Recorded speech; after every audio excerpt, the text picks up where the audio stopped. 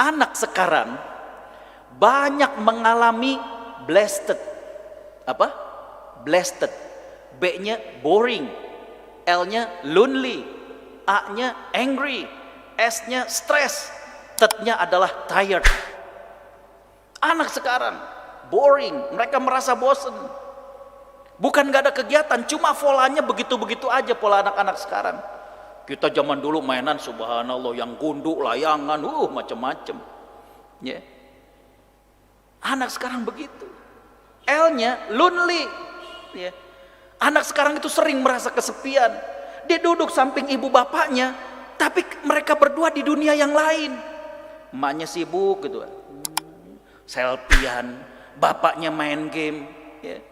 Makanya seorang pakar komunikasi di Inggris mengatakan bahwa teknologi bisa mendekatkan yang jauh, tapi termasuk bisa menjauhkan yang dekat. Teknologi bisa mendekatkan yang jauh, kita sama orang tua di kampung bisa video call. Ya. Ibu buka apa pakai sekarang? Ini pakai gudeg. Yang jauh bisa terasa dekat, tapi jangan salah, yang dekat jadi kayaknya jauh. Karena kenapa? Anak nggak bisa curhat, bapaknya sibuk main game, yang maknya selfie, yang lidahnya dikeluarin, yang munyang menyon, innalillahi. Lonely, anak merasa kesepian. Ya. Tednya yang di akhir tired. Anak zaman sekarang capek bener. Kenapa? Ibu bapaknya banyak ikut kajian, ibu bapaknya banyak ikut training. Wah, anak jangan otak kanan doang, otak kiri juga. Sekolah full day, pulang sore, habis itu masih tahfiz, habis itu masih kursus piano, habis itu masih kursus talitung, dibawa lagi ke kumon. It's very tired. Capek anak sekarang. Kita dulu jam 12 sudah pulang, habis itu main gundu. Paling sore ngaji lo ngaji. Alhamdulillah jadi dokter juga. Yeah, it's very tired. Anak sekarang tuh capek bener, kesian. Ya, jangan salah. Akhirnya anak kemudian ke game, ya, anak ke gadget. Coba bulan Ramadan, jadikan bulan kebersamaan, ajak ngobrol. Ya. Ada pemerhati anak namanya Bunda Eli Risman. Dulu beliau sering nulis di Republika. Beliau ketika berjumpa dengan kami, beliau mengatakan, Ustadz, saya takut. Kenapa Bunda?